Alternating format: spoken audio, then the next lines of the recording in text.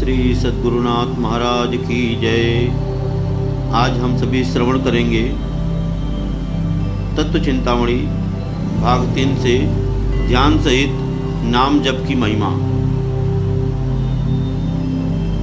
आज उस परम दयालु परमात्मा की कृपा से ध्यान सहित नाम के जप पर कुछ कहने का सुअवसर प्राप्त हुआ है। वास्तव में तो इस विषय पर वे ही पुरुष लिख सकते हैं, कह सकते हैं जो भगवान के भजन और ध्यान के तत्व को जानने वाले हैं और निरंतर भगवान के प्रेम में मुग्ध रहते हैं एवं भगवान की स्मृति से जिनके शरीर में रोमांच और नेत्रों में अश्रुपात होते रहते हैं। जल के वियोग में मछली की भांति भगवान की भी स्मृति से विकल हो उठते हैं और भगवान का भजन ध्यान जिनको प्राणों से भी बढ़कर प्रिय है, ऐसे महापुरुषों का ही इस विषय में लिखने का अधिकार है, कहने का अधिकार है। उन्हीं के लेखों से संसार को लाभ पहुंच सकता है। फिर भी यह जय दयाल गोयनका द्वारा लिखित तत्व चिंतामणि का यह लेख आप सभी तक पहुंचाने के लिए, मेरे प्रयास को सफल बनाने के लिए आप सब इसको श्रवण करें। यह बहुत ही अच्छा ग्रंथ है और इस ग्रंथ के माध्यम से जय दयाल गोयनका जी का लिखित यह संदेश जन जन तक पहुँचे, यह मेरा भी प्रयास है। मुझ सरीखे पुरुष का इस विषय में लिखना, कहना अनाधिकार चेष्टा करना है, किंतु प्रेमी सज्जनों की प्रेरणा से अपनी साधारण बुद्धि के अनुसार पाठकों की सेवा में कुछ लिखने का प्रयास कर रहा हूँ, कुछ कहने का प्रयास मैं कर रहा हूँ। त्रुटियों के लिए आप विद्वजन मुझे क्षमा करेंगे, ऐसा मैं आप सभी से अनुरोध करता हूँ। जो लोग भगवान के भजन ध्यान रूप साधन के रहस्य को नहीं जानते, वे लोग थोड़े ही दिनों में साधन से उब जाते हैं और कुछ तो साधन को छोड़ भी देते हैं। जैसे कोई विद्या पढ़ता हुआ बालक खेल तमाशे में आसक्त या इम्तहान में फेल होने के कारण अथवा और किसी कारण से उकताकर विद्या के अभ्यास को छोड़ने पर विद्या रूपी धन से वंचित रह जाता है, वैसे ही भगवत प्राप्ति रूप अमूल्य रत्न से वंचित रह जाते हैं। कोई मंद साधन करते भी रहते हैं और पूछने पर वे ऐसा कहा करते हैं कि जब हम भजन ध्यान करने के लिए बैठते हैं तब संसार के संकल्प, निद्रा और आलस्य आदि आ घेरते हैं, अतएव विशेष आनंद नहीं आता। इसलिए उससे रुचि हटकर हमारा साधन ढीला पड़ गया। वे लोग भजन ध्यान के द्वारा आरंभ में ही पूर्ण आनंद का अनुभव करना चाहते हैं। यह भारी भूल है, बहुत बड़ी भूल है। अभी तो भजन ध्यान का जैसा साधन होना चाहिए वैसा साधन ही नहीं हुआ, फिर आनंद कैसे प्राप्त होगा? और फिर आनंद कैसा? हाथ से माला फेरते हैं, मुंह से राम राम कहते हैं और मन से संसार के विषयों का चिंतन करते हैं, यह तो संसार का भजन है, श्री राम का नहीं। कहते हैं कि कर में तो माला फिरे, जीव फिरे मुख माय, मनुआ तो 14 फिरे, यह तो सुमिरन नाय। किसी किसी के हाथ से माला गिर जाती है और निद्रा के वशीभूत होकर वे आसन पर ही ऊँघते रहते हैं। वे भगवान के उपासक नहीं हैं, निद्रा देवी के उपासक हैं। ऐसे लोग असली आनंद से बहुत दूर हैं, उनका मन ही उनको धोखा दे रहा है। वास्तव में भजन ध्यान के प्रभाव और रहस्य को उन लोगों ने नहीं समझा। भजन ध्यान के प्रभाव और रहस्य को समझ लेने पर निद्रा, आलस्य और संसार की स्फूर्णता की तो बात ही क्या है, खान पान की भी चिंता नहीं रह सकती।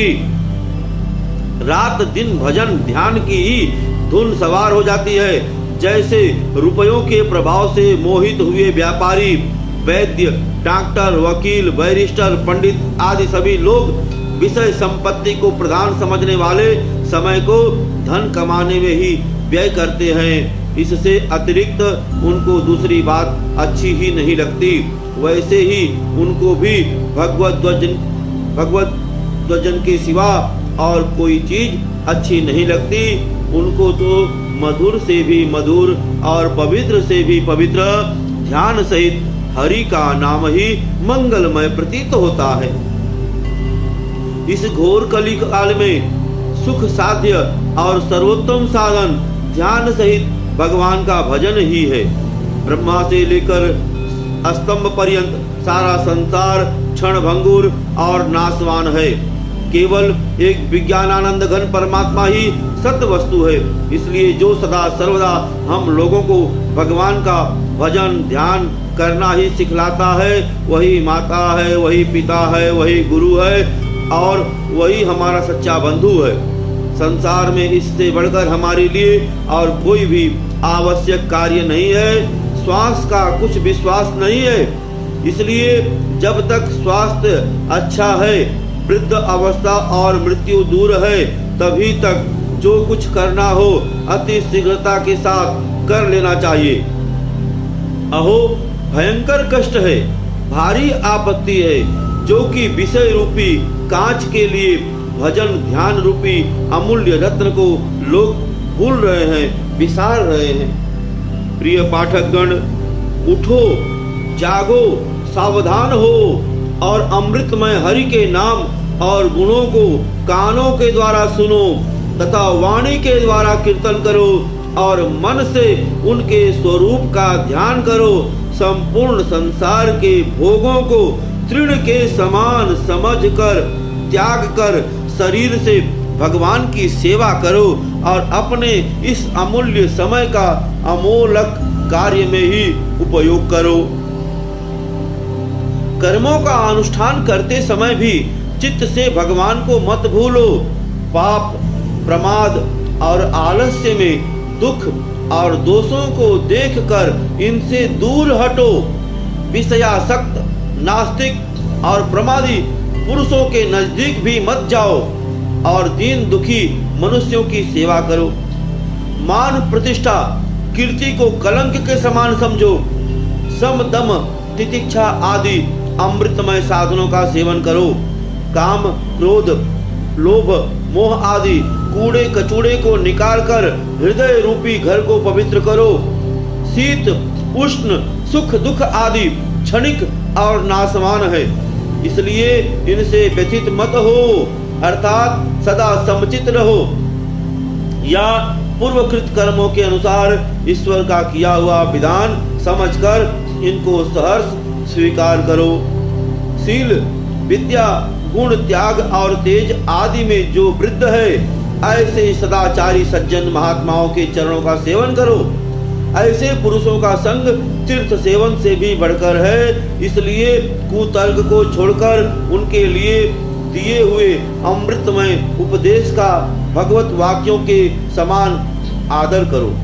अथवा निर्जन पवित्र एकांत स्थान में बैठकर ध्यान सहित भगवान के नाम का जप तथा भगवत तत्व का विचार करो। ऊपर बतलाए हुए साधनों के अनुसार चलने वाला पुरुष भगवान की दया से भगवान के प्रभाव को जानकर शीघ्र अतिशीघ्र परम पद को प्राप्त हो सकता है। जैसे किसी ने प्रश्न किया कि किस प्रकार का नाम जप करना उत्तम है एवं लाभप्रद है, वाचिक है, उपांशु या मानसिक। इसका उत्तर है कि वाचिक जप से उपांशु 10 गुना अधिक है और उपांशु से मानसिक जो है 10 गुना अधिक फलदायक है।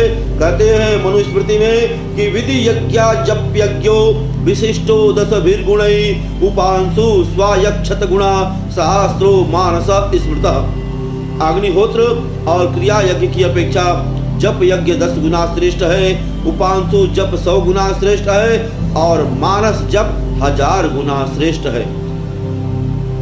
इससे मानसिक जप ही सबसे उत्तम है।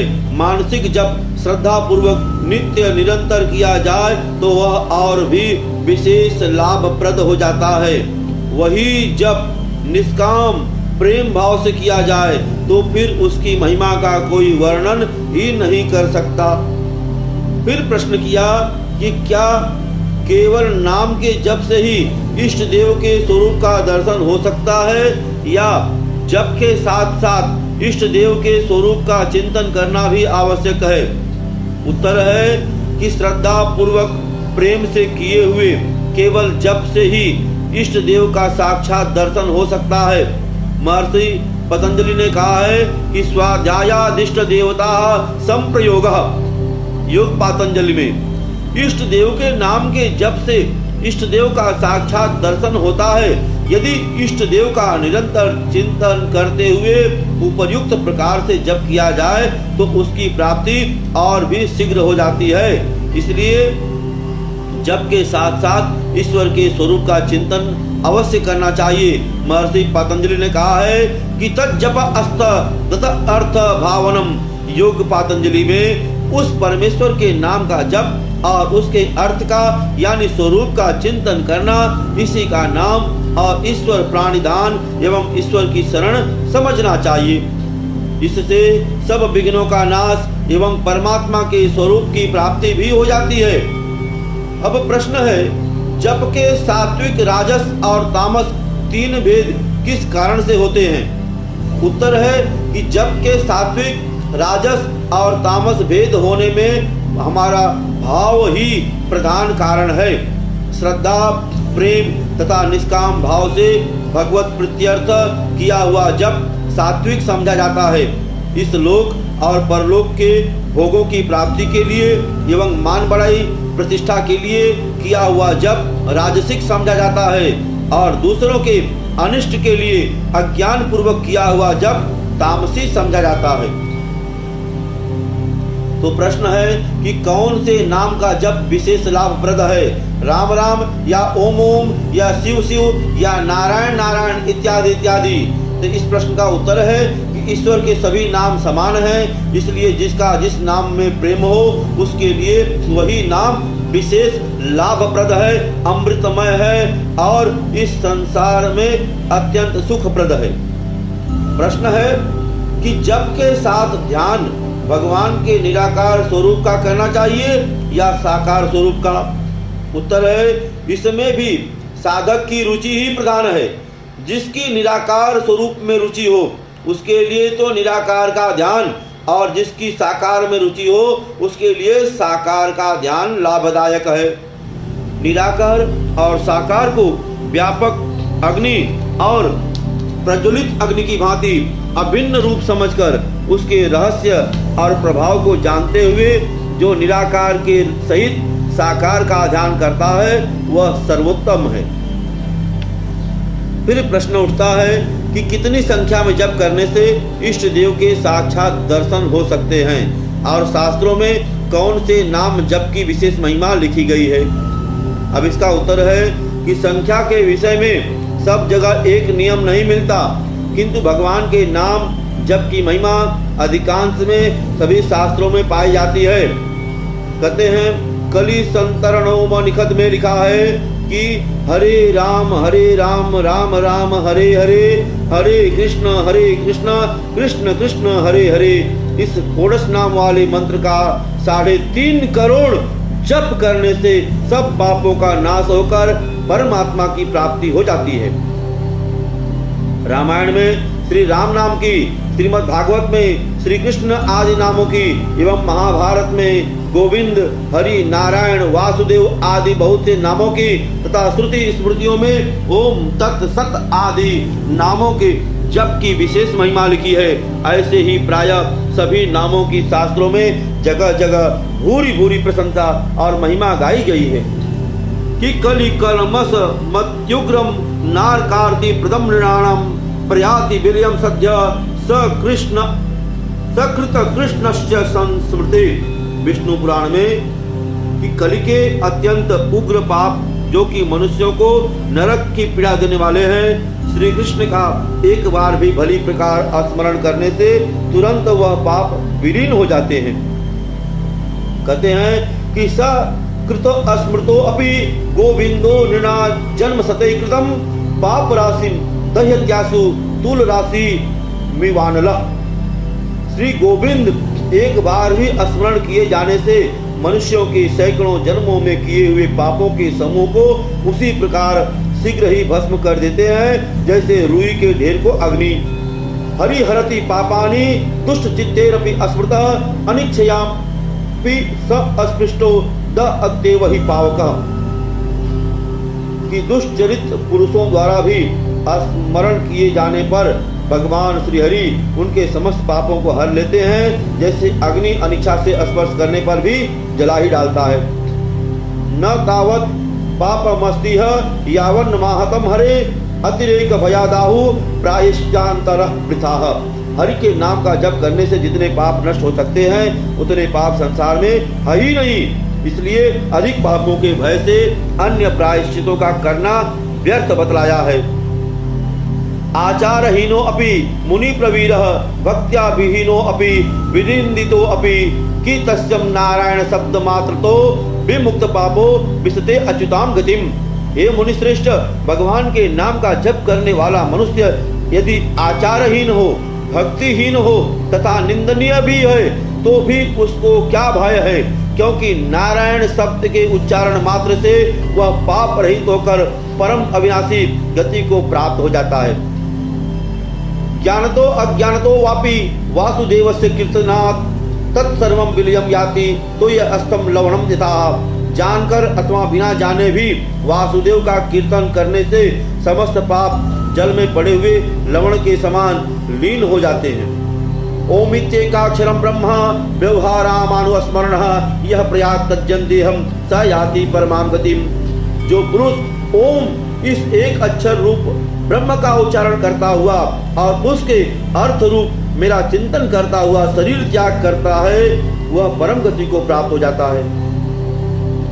अवसेनापि यन्नाम्नि कीर्तिते सर्वपातकै पुमान विन्मोच्यते सद्यम सिंहस्त्र अस्त्रे विक्रयरिवः। विष्णु पुराण में है, जिसके नाम का विवश होकर भी कीर्तन करने से पुरुष सिंह से डरे हुए गीदड़ों के समान संपूर्ण पापों से तुरंत मुक्त हो जाता है। यहाँ तक भी लिखा है कि एक हरि के नाम के जप से ही संपूर्ण पापों का नाश हो जाता है। पद्म पुराण में है कि सकृद दुष्चरितम एना हरिरित्यक्षरद्वयं बद्धम परिकरस्तेना मोक्षाय गमनम प्रति। जिसने एक बार भी हरि इन दो अक्षरों का उच्चारण किया है उसने मानो मोक्ष की ओर जाने के लिए कमर कस लिया है। इस प्रकार नाम के जप की महिमा शास्त्रों में स्थल स्थल पर भरी पड़ी है। लेख का कलेवर बढ़ जाने के संकोच से शास्त्रों के वाक्यों का विस्तृत उल्लेख नहीं किया गया। हरि के नाम की महिमा को अर्थवाद नहीं समझना चाहिए।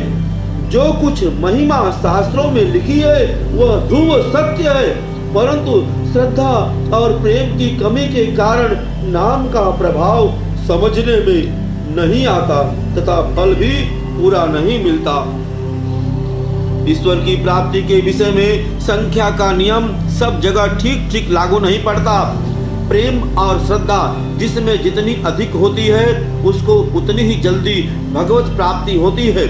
यदि कहो कि फिर संख्या की क्या आवश्यकता, यह ठीक है, पर इसमें शास्त्र का विधान है एवं जप भी अधिक बन जाता है, इसलिए भी संख्या सब प्रकार से लाभप्रद है। किंतु भगवत की प्राप्ति के लिए संख्या का ठेका नहीं करना चाहिए।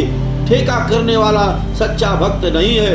जो भगवान की प्राप्ति से भी बढ़कर भगवान के प्रेम को एवं भजन को समझता है वही भगवान के नाम के प्रभाव को जानने वाला सच्चा भक्त है। क्योंकि प्रेम और श्रद्धा पूर्वक निष्काम भाव से किया हुआ भगवान का भजन भगवान से भी बढ़कर है। तब फिर भगवान से मिलने के लिए भगवान के नाम जप की संख्या का ठेका करना बहुत भारी भूल नहीं तो और क्या है। राग द्वेष ममता और अभिमान को छोड़कर निंदा स्तुति मान अपमान को समान समझता हुआ जो पुरुष परवाह छोड़कर भगवान के भजन ध्यान में मस्त हुआ विचरता है वही पुरुष मुक्त है।